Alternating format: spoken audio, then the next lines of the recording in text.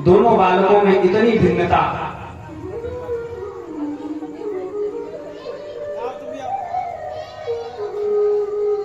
गोकर्ण जी बहुत बड़े पंडित हुए और धुंधकारी महाखल निकला।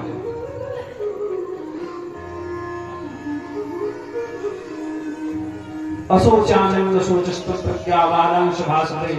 सत और असत का जो विवेचन कर ले उसको पंडित कहते हैं। और धुंधकारी जो था वह चोरी करना, दुराचार करना, जुआ खेलना, घर का जितना धन था उसको नशे की लत हो गई थी, सारा धन उठा करके जुए में हार गया था।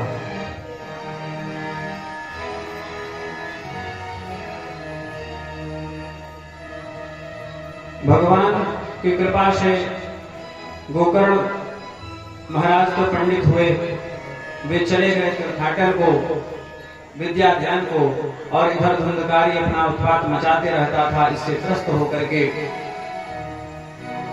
आत्मदेव जी ने सोचा कि यहाँ रहने से अच्छा है कि मैं जैसे इसके जन्म होने से पहले वन में गया था उसी तरह आज भी चला जाऊं। तो पुत्र का कष्ट था तब भी बन गए, पुत्र होने पर भी इतना उत्पाती हुआ कि उसी कष्ट से, पुत्र के ही कष्ट से फिर से वन को चले गए। जब बन गए तो गोकर्ण जी की दृष्टि उन पर पड़ी। पिताजी के मनस्थिति को समझ करके एकांत में गोकर्ण जी ने पिता को बैठाया और उनको समझाया कि पिताजी अब हमारी आपकी तो बात छोड़ दीजिए, तीनों लोगों के अधिपति इंद्र से भी पूछिए तो वह भी परेशान है। चक्रवर्ती की गद्दी पर बैठा हुआ वह इंद्र भी ब्रह्मा का स्थान पाने के लिए तत्पर रहता है। तभी तो आपने सुना होगा कि इंद्र किसी का पूजा पाठ तप यज्ञ सफल नहीं चाहते कि हो। संसार में सभी दुखी हैं क्योंकि यह संसार दुख रूप है। आत्मदेव जी से इन सब बातों को सुन करके उनके पिताजी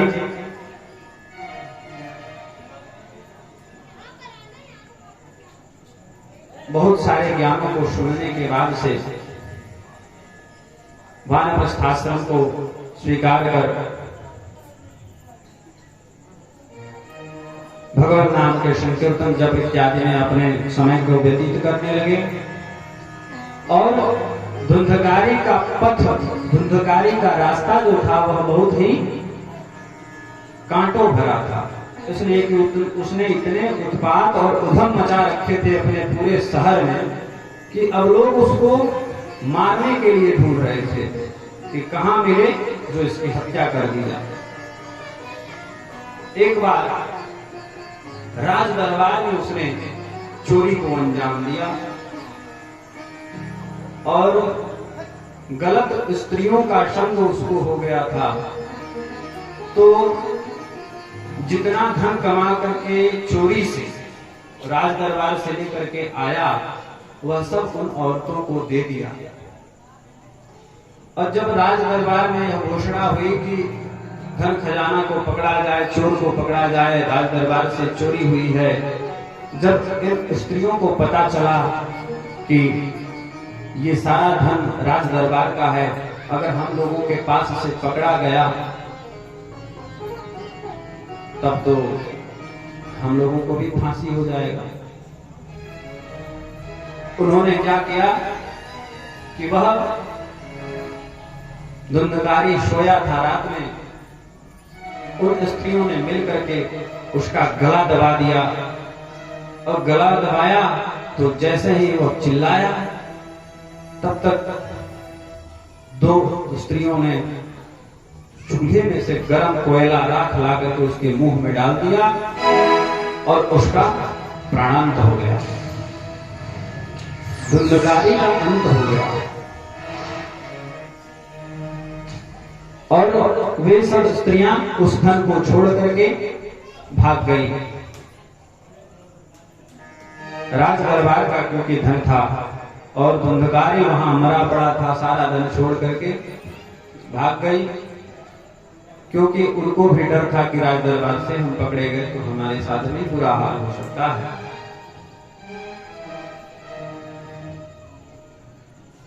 इसके बाद से जब गोकर्ण जी घर पर आए तो देख रहे हैं रात में कि भाई हमारा तो स्थिति ऐसा है कि बहुत दिन हो गए घर को गए हुए, पिताजी वन को हैं, धुंधकारी और माता की क्या स्थिति है, चलकर देखें। घर पर गए, पता लगा कि इस धुंधकारी के उत्पात से उसकी माता ने भी कुएं में गिरकर अपना जान दे दिया था और धुंधकारी का अंत तो हो ही गया। घर में सुनसान जंगल झाड़ घास फूस उग आए थे। अब कल्याण के लिए गोकर्ण जी गए अपने घर में, बोले इतनी रात हो गई है, कहाँ रुके, चलो अपने घर में थोड़ी साफ सफाई करके वहीं सोते हैं। गोकर्ण जी जाकर सो गए। फिर देखते हैं क्या, जैसे ही नींद लगी तो उनको जो धुंधकारी था वह प्रेत का रूप ले लिया था और प्रेत के रूप में वह गोकर्ण जी के सामने कभी सांड भैंसा बन करके, कभी बकरा और कभी बड़ा सा वृक्ष बन करके उनके सामने प्रकट होने लगा।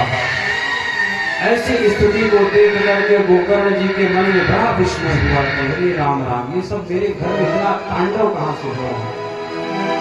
ऐसी स्थिति, ऐसी भयावह स्थिति।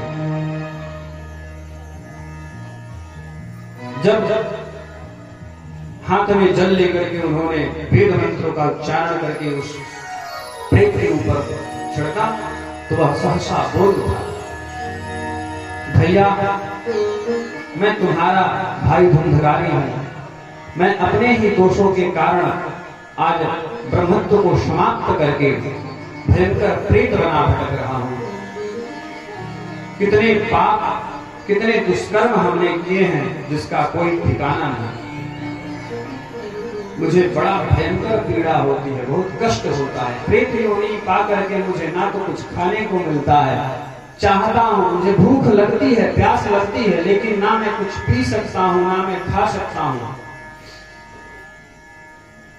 इसलिए हे भैया, आप तो साक्षात करुणामय कृपामय हैं, मुझ पर अनुग्रह करके आप कोई उपाय करके मुझे इस प्रेत योनि से मुक्ति दिला दीजिए। अब भाई के लिए भाई का हृदय क्यों न पसीजे। भव्य विद्वान उन्होंने कहा कि अच्छा तुम बताओ कि तुम्हारी मुक्ति कैसे होगी।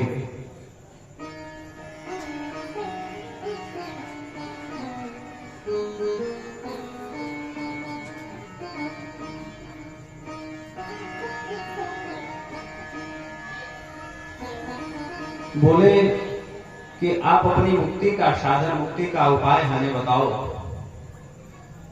क्योंकि हमें तुम्हारे बारे में पता पहले चल चुका था। मुझे यह मालूम था कि तुम्हारा प्राणांत हो गया है, लेकिन उसके बाद मैं तुम्हारे लिए गया में जाकर श्राद्ध किया, पिंडदान आदि किया, लेकिन उससे क्या तुम्हारी मुक्ति नहीं हुई?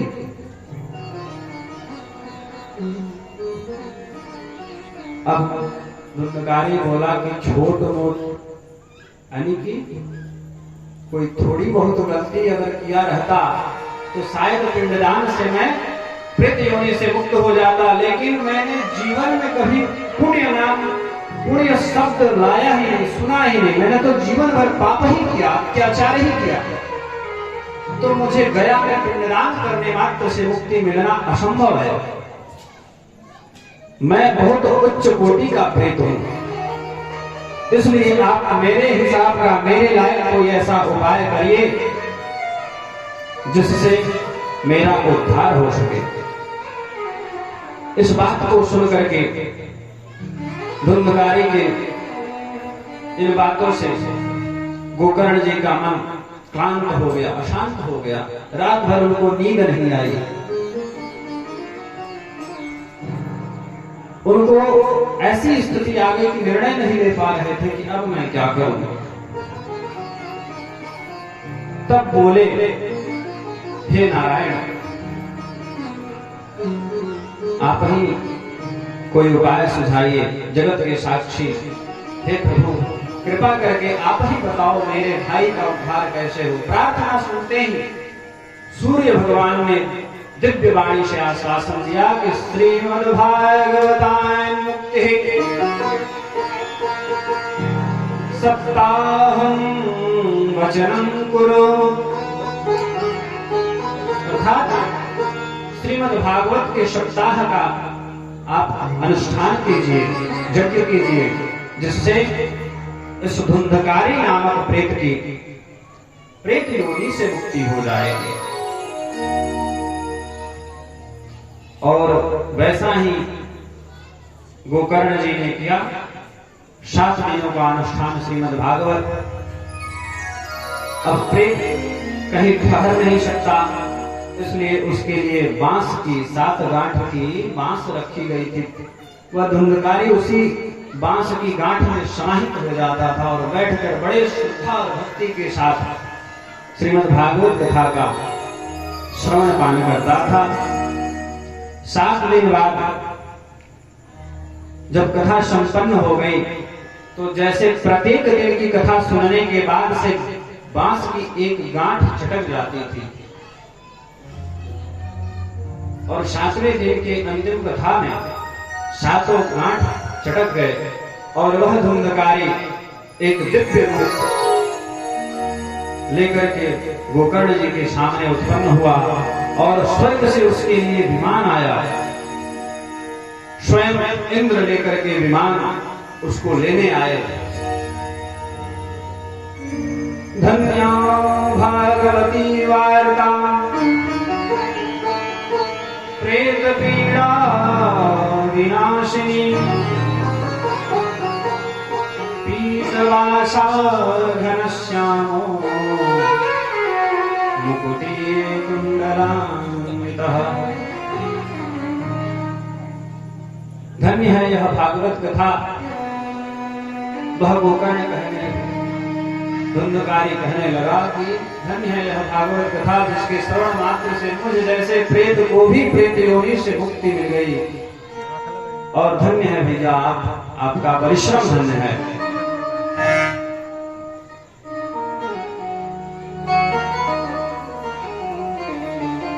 अब वहां पर इंद्र जब विमान लेकर के आए धुंधकारी को ले जाने के लिए, तो धुंधकारी ने जाने से पहले श्रीमद् भागवत कथा का जो बखान किया। फिर गोकर्ण जी ने इंद्र से पूछा कि अरे रुकिए रुकिए इंद्र भगवान, खाली रथ जो है विमान इसी के लिए लेकर के आए हैं, धुंधकारी के लिए, और ये लोग भागवत कथा नहीं सुन रहे थे। तब इंद्र ने कहा कि हे विद्वान शिरोमणि,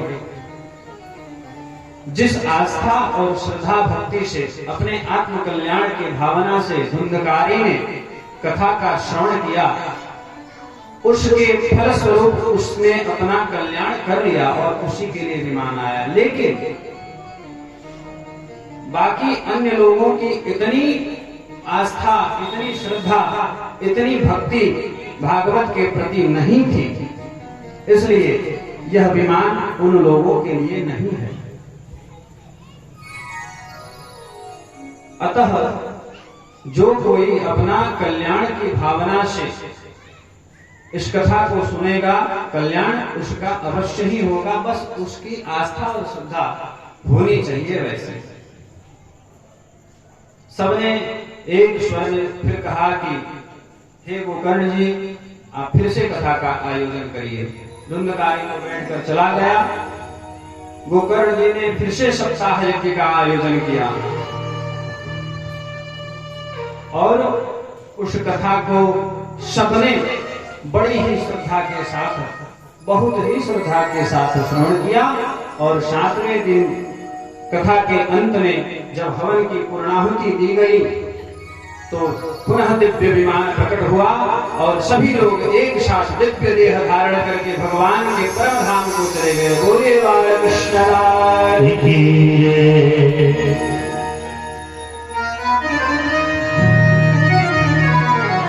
बोल बाबा बिहारी लाल की, बोल सावले सरकार की।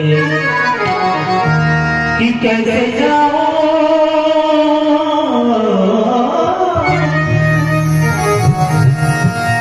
कैसे जाऊं मैं पनिया भरने को सके कि देखो काना खड़ी है बिरती, देखो काना खड़ी है बिरती। कैसे जाऊं मैं पनिया भरने को सके देखो काना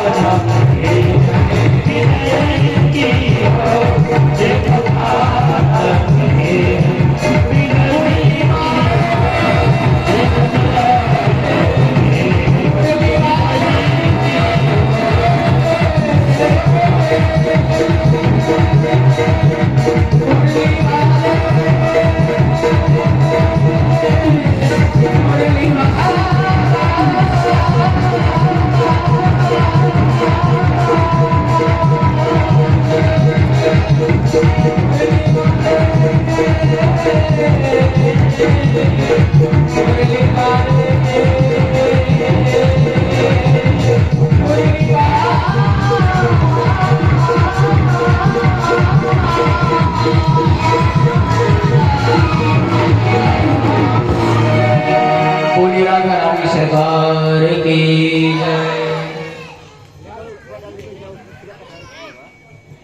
श्री राधे। अब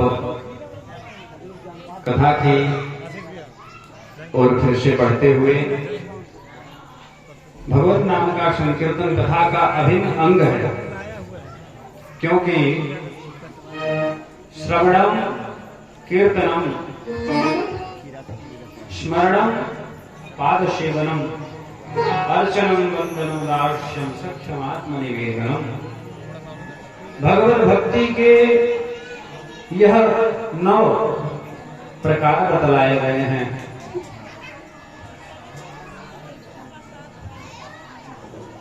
पहले भगवान की कथाओं का, लीलाओं का, भगवान नाम का श्रवण करना चाहिए। श्रवणम कीर्तनम, उसके बाद कीर्तन करना चाहिए। जब भगवान की कथाओं को सुनेंगे, उनके नाम को सुनेंगे, उनकी लीलाओं को सुनेंगे, तभी तो उसका कीर्तन करेंगे।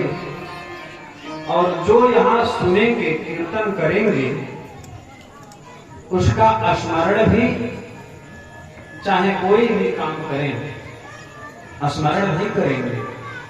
तो इस प्रकार से नवधा भक्ति का वर्णन आगे हमें देखने को मिलेगा। पर यह जानते चले कि कीर्तन जो है भगवत भक्ति के प्रमुख साधनों में भी एक मुख्य साधन है। भगवान की लीलाओं का श्रवण और कीर्तन। प्रथम स्कंध की कथा में प्रवेश करते हुए आज जिसको अधिकारी बतलाया गया है, पुराण वेत्ताओं ने, पुराण विमर्शकों ने, जैसे कि सुखदेव, श्री व्यास, शौनकादि ऋषि, श्री सूत जी आदि ने प्रथम स्कंध को अधिकारी माना है। अर्थात इस कथा को सुनने का अधिकारी कौन है? अधिकारी मतलब यही ना होता है।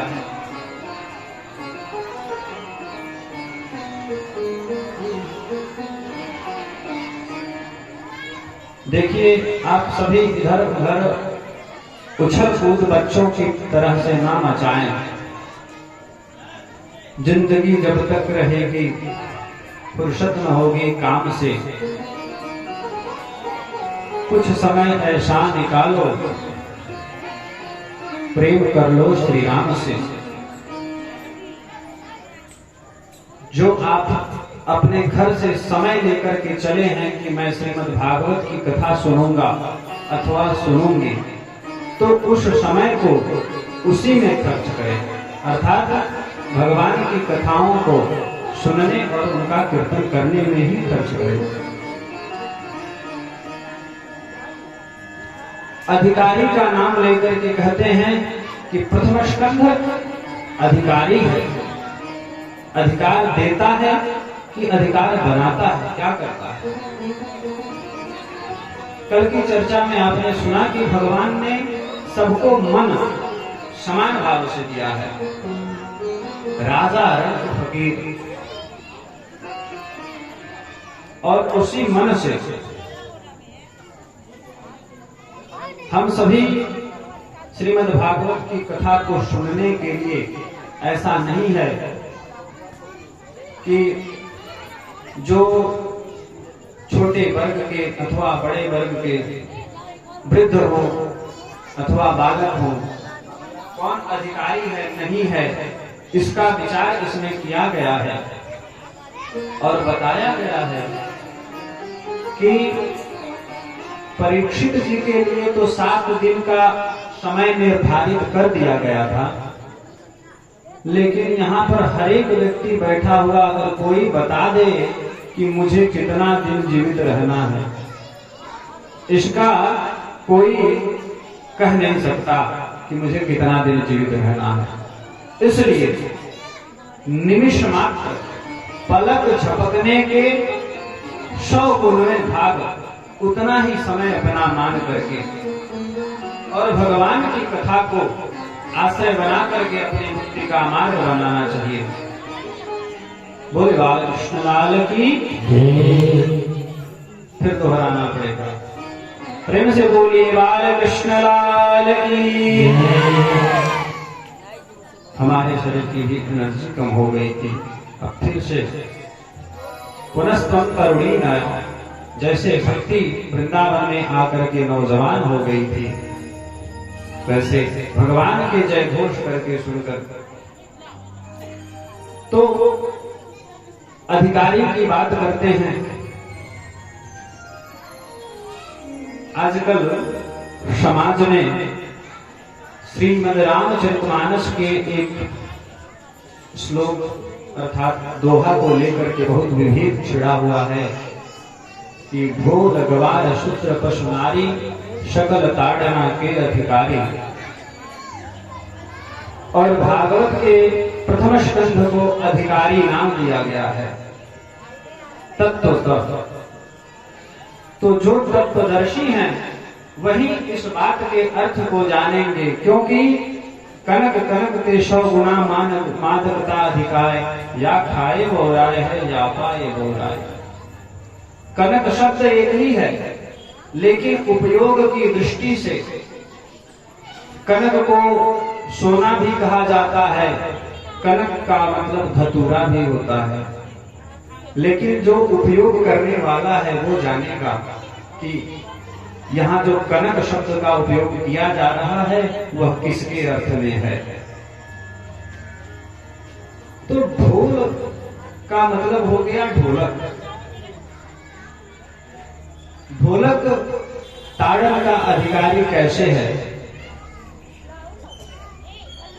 जब कोई संगीत नहीं जानता है और उसके हाथ में ढोलक देंगे तो ना सुर का पता चलेगा ना ताल का, और मिनट तो छोड़िए सेकंड में ही ढोलक को फोड़ के बर्बाद कर देगा।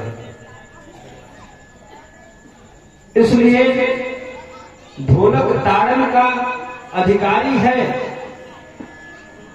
ढोलक को ताड़ा जाएगा लेकिन अधिकारी पुरुष के द्वारा। अधिकारी अर्थात जो ढोलक का सुगम बजाने वाला हो और शास्त्रीय संगीत का मर्मज्ञ हो, वाद्य का मर्मज्ञ हो, वह अधिकारी है। वही उसे कितना चढ़ाना है उतारना है यह सिस्टम जानता है। और गंवार जैसे ढोलक को मर्मज्ञ की दृष्टि में डाल दिया जाए तो ढोलक सुंदर ध्वनि करता है, वैसे ही गंवार का मतलब होता है जो किसी बात की सत्यता असत्यता और किसी कार्य को करने का शास्त्रीय अथवा जो विधि उसके लिए निहित की गई है वो न जानता हो, उसको गंवार कहते हैं कि इस कार्य को कैसे करना है। जैसे मान के चलिए अगर चाय बनाना हो और अनभिज्ञ जो नहीं जानता है उसको दे दिया जाए कि तुम चाय बनाओ, तो क्या पता कि वह चाय पत्ती की मात्रा कितनी रखनी है, दूध की मात्रा कितनी रखनी है, चीनी की मात्रा कितनी रखनी है, यह उसको तो पता है नहीं, तो अवश्य ही वह बिगाड़ देगा। तो ऐसे गंवार व्यक्तियों को, ऐसे गंवारों को ताड़न करना अर्थात जो सुलझे हुए व्यक्ति हैं उनकी नजर में रख करके उसको बताना कि देखो चाय ऐसे नहीं इस प्रकार से बनता है। अगर गंवार के ऊपर छोड़ देंगे, घर ही बनाना हो, घर बनाना न जानता हो और घर बनाएगा तो पता चलेगा दीवार शुरू से ही टेढ़ी चली जाएगी। हाँ, तो उसके लिए जो मिस्त्री होता है वह उसको सुझाव देगा, बताएगा। उसका ताड़न करना अर्थात निरीक्षण में, दृष्टि में रखना, यह ताड़न होता है। गंवार। शूद्र की बात करते हैं कि शूद्र किसे कहा गया है। यहां जो शूद्र शब्द है, ब्राह्मण, क्षत्रिय, वैश्य इत्यादि की बातें इसमें नहीं है। शूद्र का अर्थ होता है कि अगर कोई, चाहे वो शास्त्र का मर्मज्ञ हो, चाहे वह बड़ा नेता, अधिकारी, कोई भी हो, उसका जो नियम, शास्त्र संगत जो बातें हैं, अगर वह उसको भूल करके अपने कर्म से च्युत हो गया, गिर गया, अपने पथ से भटक गया है और पथ भ्रष्ट कार्य कर रहा है, उसको शूद्र कहते हैं। तो वह भी ताड़न का अधिकारी है। उसको भी बताना पड़ता है मर्मज्ञों के द्वारा कि देखो, तुम्हारा रास्ता ये नहीं, ये है, तुम रास्ता भटक गए हो। तो इस प्रकार से शूद्र को ताड़ना, अर्थात अगर कोई पथ से भटक गया है, उसको सही रास्ता दिखाना ही उसके लिए ताड़ना शब्द कहा गया है। और शूद्र वही है जो अपने रास्ते से भटक गया है, चाहे वह विद्वान ब्राह्मण ही क्यों न हो। लोग कहते हैं ना, शूद्रवत व्यवहार कर रहा है। ज्ञान तो उसके पास बहुत है, लेकिन शूद्रवत व्यवहार कर रहा है। इसलिए जब उसको शास्त्र की बातें समझाई जाएंगी, उसको विधि अनुष्ठान बताया जाएगा कि यह कार्य इस प्रकार से नहीं, तुम जो कर्म, तुम्हें जो करना चाहिए उससे तुम भटक रहे हो, तो यह उसके लिए ताड़ना है। और नारी के लिए, नारी के लिए भी ताड़ने का क्या अर्थ है? अगर नारी निरीक्षण में नहीं रहेगी, निरीक्षण अर्थात दृष्टि रखना, हम सबके समाज में यह पूर्व से ही प्रचलित है कि स्त्रियां बचपन से लेकर वृद्ध होने तक ताड़न में ही रहती हैं। ताड़न का अर्थ है दृष्टि में, नजर में। बच्ची रहती है तो उसके ऊपर उसके पिता की दृष्टि, चाचा बाबा की दृष्टि रहती है। वह अपने बाबा के, चाचा के, अपने बड़े भाई की दृष्टि में रहती है। यही उसके लिए ताड़ना है। वह इन लोगों की दृष्टि में है तो सुरक्षित है। कोई बच्चा जब खो जाता है तो कैसे लोग बेचैन हो जाते हैं उसको ढूंढने के लिए। और वही स्त्री बन जाती है, बड़ी हो जाती है, जब उसका विवाह होता है तो वह पति की दृष्टि में, ससुर की दृष्टि में, अपने जेठ और देवर इत्यादि की दृष्टि में रहती है। यही उसके लिए ताड़ना है, उस पर नजर रखना। नहीं तो मार्केट में जब हमारे घर की बहू बेटियां जाती हैं तो साथ में कोई ना कोई जाता है।